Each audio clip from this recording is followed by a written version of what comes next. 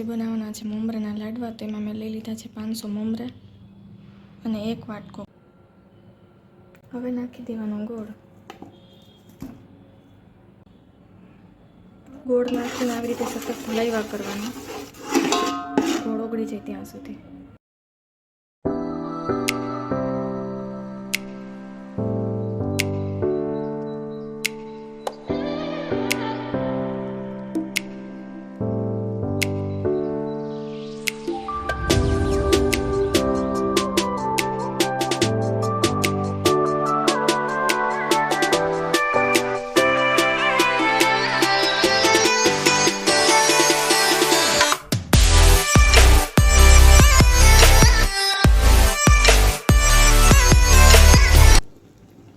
આ રીતે થઈ જાય ત્યાં સુધી હલાવ્યા રાખવાનું.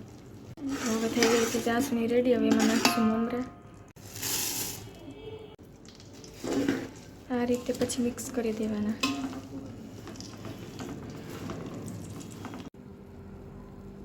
પછી આ ગરમ છે ત્યાં જ વાળી લેવાના, એટલે ફટાફટ વળાઈ જાય.